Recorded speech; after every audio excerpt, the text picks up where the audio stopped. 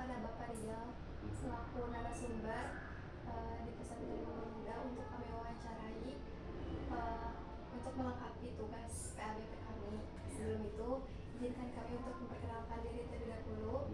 Nama saya Naura dari SMA 1 Cimahi. Izin perkenalkan diri, nama saya Sila Kazita dari SMK 1 Cimahi. Nama saya Devina Nadiati dari SMK M1 Cimahi. Ini pasti semuanya juga SMK. Masa beda-beda. Ini dari mana asalnya gitu? Tempat tinggalnya?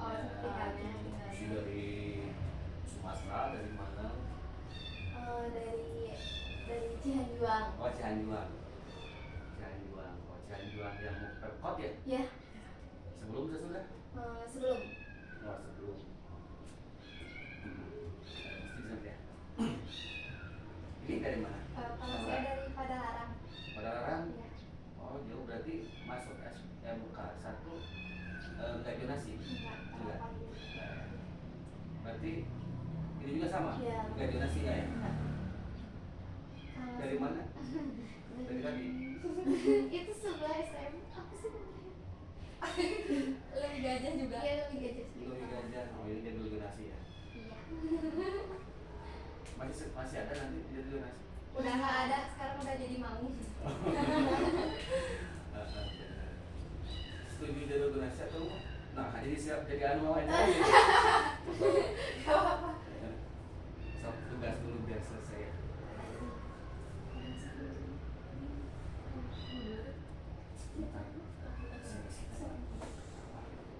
Bapak, bagaimana sejarah lembaga bisa terciptanya Manbaul Huda? Manbaul Huda ya. Jadi Manbaul Huda ini salah satu lembaga pendidikan Islam. Mungkin kalau dikategorikan berbasis non formal. Jadi pendidikan di Indonesia itu ada formal dan non formal kan ya. Kalau seperti SFKN 1 ini berarti pendidikan formal. Nah, kemudian ada juga pendidikan yang non formal, termasuk dengan dengan lembaga pendidikan pesantren. Nah, pesantren juga itu masuk kepada pendidikan non formal. Cuman sejak keluarnya undang-undang pesantren nomor 18, maka pesantren juga sekarang mulai dimasukkan kepada lembaga pendidikan formal. Tapi dengan satu syarat, lembaga pendidikan itu menyelenggarakan lembaga pendidikan yang disebut dengan muadalah. Muadalah itu adalah jenjang pendidikan yang ditempuh selama 9 tahun. Baru kemudian pesantren tersebut meluluskan santrinya dengan jenis pendidikan formal, dan dia bisa melanjutkan ke perguruan tinggi. Nah, itu yang formal. Dan kemudian di pesantren juga bisa diadakan satuan pendidikan yang namanya pendidikan dunia formal yang disingkat dengan PDF. Pesantren itu. Nah, kalau SMK mah kan ini formal satu jenis ya. Nah, kalau itu biasanya terintegrasi dengan sisi pendidikan pesantren atau yang lebih dikenal dengan boarding school ya. Nah, terkait dengan Manbaul Huda sendiri, Manbaul Huda masih non formal.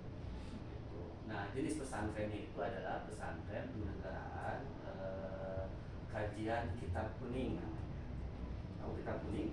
Tahu ya, kitab kuning adalah, kenapa disebut kitab kuning? Karena mungkin kebanyakan kitab itu berwarna kuning, ya, gitu. Makanya berkenal dengan kitab. Padahal kitab yang ada juga yang tidak kuning gitu kan ya. Biasanya itu tanpa harokat atau tanpa baris kan, itulah bahasa daerah kitab gunwol gitu ya. Maka untuk membaca kitab tersebut dibutuhkan dibutuhkan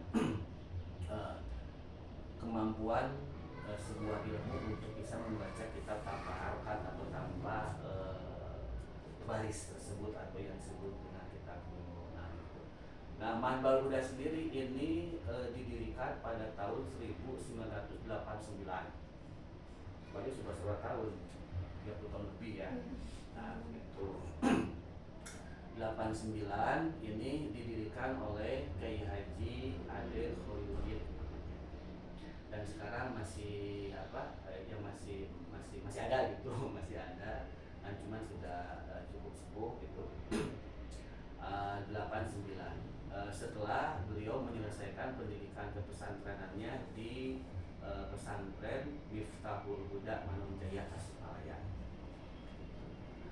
Nah, setelah selesai 89 menyelesaikan pendidikannya di pesantren Miftahul Huda Manunjaya, barulah kemudian dimukimkan di Pancabetang di sini.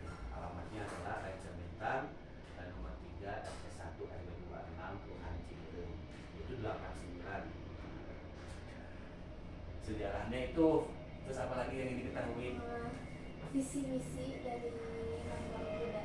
Nah, visi misinya dari Manggol Buddha itu sudah pasti memiliki misi untuk berdakwah, menyebarkan agama lah begitu ya, menyebarkan agama Islam lah begitu.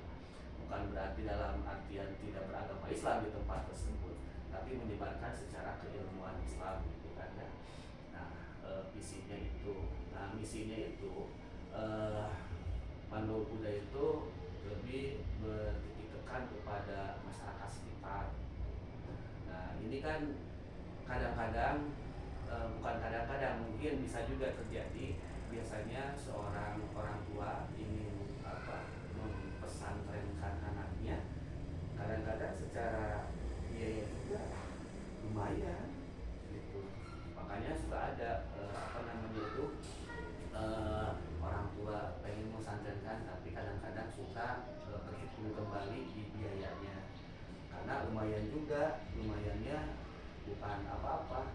Satu, mungkin secara operasionalnya juga kan, secara ongkos dan sebagainya. Kemudian biayanya lah kalau di ini mah SPP lah begitu ya. Karena biasanya pesantren itu sampai saat sekarang yang saya tahu tidak ada pesantren negeri. Pernah dengar pesantren negeri? Enggak ya. Pesantren itu biasa semuanya swasta kan ya. Berarti kalau swasta maka lembaga pendidikan tersebut membiayai dari A sampai Z-nya itu oleh sendiri ya. Berbeda dengan lembaga pendidikan negeri yang seluruhnya disupport atau dibiayai oleh pemerintah gitu kan. Nah, kalau swasta kan itu gurunya harus dibayar oleh lembaga tersebut, operasionalnya, listrik, air dan sebagainya harus dibayar oleh sendiri begitu kan. Nah, begitu. Nah, maka kadang-kadang kalau pesantren itu ya cukup mahal juga, bahkan ada yang masuk sampai ya 40 juta pesantren. Nah, makanya Manggol Buddha itu beristiqrasi itu diharapkan bisa bermanfaat untuk wilayah setempat. Nah, makanya kita yang ngaji di sini gitu ya, atau yang santri di sini ya sekolahnya di sekitar. Kalau tingkat SMP ada yang di SMP 7 di sini. Nah, kemudian dia pesantren di sini. Itu ngaji di sini gitu kan. Diharapkan bisa memberikan ilmu keagamaan secara lebih mendalam untuk anak-anak sekolah. Ini pada ngaji nggak? Ngajinya apa? Ngaji kitab kuning enggak? Enggak. Ngaji. Kan begitu. Nah, sementara biar anak itu kemudian memahami terkait dengan agama, memang ngajinya nggak cukup tuh kalau misalkan habis pulang sekolah hanya mendengar kajian saja gitu kan. Kemudian atau di sekolah ada pelajarannya ya, karena mungkin bisa saja kalau secara kurikulum maju terus pelajaran ya, sementara yang sebelumnya juga belum dipahami. Terlebih lagi Manggol Buddha itu menitik beratkan sebagai istrinya